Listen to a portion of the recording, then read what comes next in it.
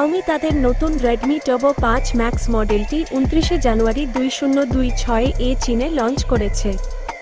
এটি মূলত একটি পারফরম্যান্স কিং ফোন, যা অবিশ্বাস্য ব্যাটারি লাইফ এবং ফ্ল্যাগশিপ লেভেলের প্রসেসরের জন্য পরিচিত। বাংলাদেশে এটি বর্তমানে আনঅফিশিয়াল বা গ্লোবাল ভেরিয়েন্ট হিসেবে পাওয়া যাচ্ছে। নিচে ফোনটির বিস্তারিত রিভিউ এবং স্পেসিফিকেশন দেওয়া হলো। 1. ডিজাইন ও ডিসপ্লে বডি।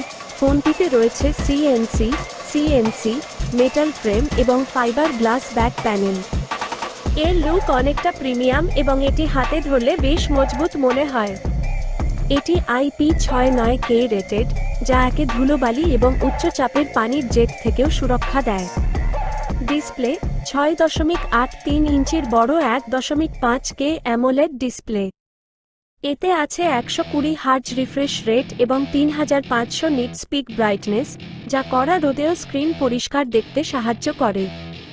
এছাড়া ডলবি ভিশন এবং চোখের সুরক্ষার জন্য বিশেষ ফ্লিকার ফ্রি টেকনোলজি ব্যবহার করা হয়েছে। 2. Performance gaming chipset.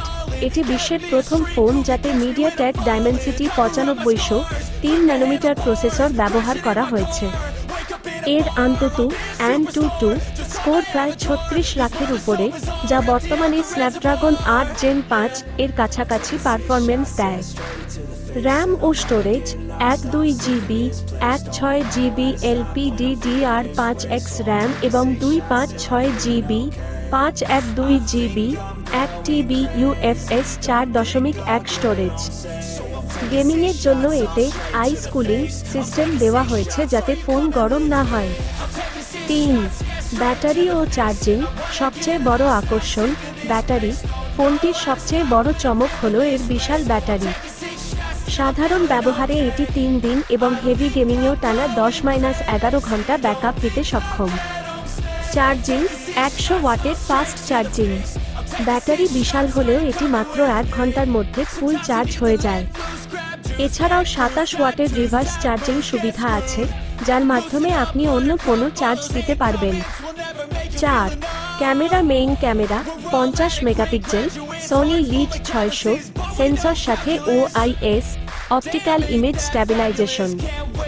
দিনের আলোতে চমৎকার ডিটেইল এবং কালার পাওয়া যায়। অন্যান্য 8 মেগাপিক্সেল আলট্রা ওয়াইড এবং সামনে 20 মেগাপিক্সেল সেলফি ক্যামেরা। এটি দিয়ে 4K 60 FPS 4K 60 FPS video record করা সম্ভব।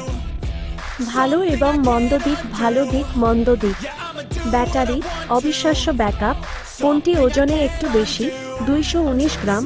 Powerful Dimensity 9500 chipset. Headphone jack নেই। Ultrasonic fingerprint sensor. Camera performance ব্যাটারির তুলনায় সাধারণ।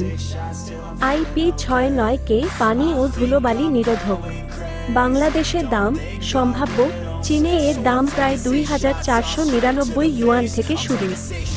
বাংলাদেশে আনঅফিশিয়ালভাবে এর বিভিন্ন ভেরিয়েন্টের দাম বর্তমানে 46,999 টাকা থেকে 54,999 টাকার আশেপাশে। পরবর্তী পদক্ষেপ। আপনি কি এই ফোনটির গেমিং টেস্ট বা ক্যামেরার স্যাম্পল সম্পর্কে আরও বিস্তারিত জানতে চান? অথবা এই বাজেটে অন্য কোনো ফোনের সাথে তুলনা দেখতে চান?